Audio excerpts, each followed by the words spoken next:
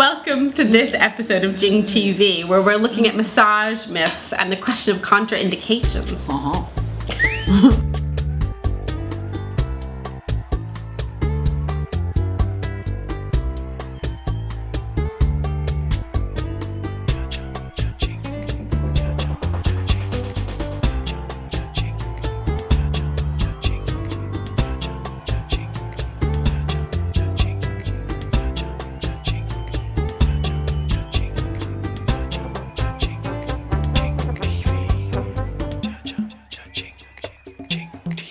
So today we're going to be talking about a very important topic, that of contraindications. I have a particular interest in this topic because I wrote an article about it that you can find on the Jing website, www.jingmassage.com.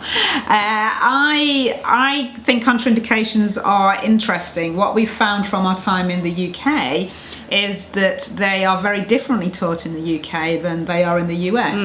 Do you want to talk a bit about how they're taught in the US? First of all, the terminology can be different. So we looked at the idea of red flags. So looking at contraindications and that list of contraindications is really something to discuss with your clients. So things that are flagged up. So things like if they've have heart disease, or they're in the first trimester of their pregnancy, or they've had cancer in remission, or are living with cancer, or compromised immune conditions such as HIV. So all of these things that I see a lot of, and I've heard a lot of therapists say these are contraindications to massage, i.e. a no-go zone. Certainly in my education in the States, it wasn't a no-go zone, it was an area to be aware of, and something to discuss from. So, and certainly at Jing we've adopted that. So sometimes I say maybe something's a bit controversial, which is a belief that there is no such thing as a contraindication whatsoever. You can always touch somebody. Would you agree, Fairweather? I do, and I think that there's an excellent article by someone called Mitchell Batvia in the Journal of Bodywork and Movement Therapies that I mentioned in my article that I wrote, and he or she, not sure if she's a man or a woman, did a piece of research where they actually looked at the various contraindications to massage in different textbooks and found that not only were they often contradicted themselves, so there was no clear list of contraindications, but B, there was often no scientific backup for any of those contraindications. And I think a classic example is massage and cancer. I know that in the UK people are still taught that massage is absolutely contraindicated for cancer. Which is insane.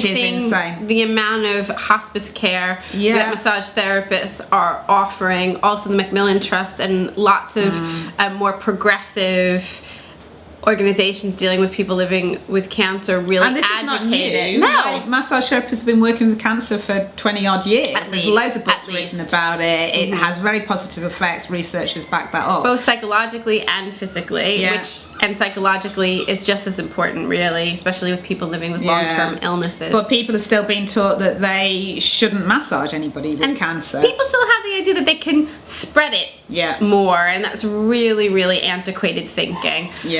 Another example, which is always really interesting, is massage in the first trimester of pregnancy. Yes, indeed. And what we talk about at Jing and what we talk about in the classes is that we teach people at Jing that massage in the first trimester is incredibly safe.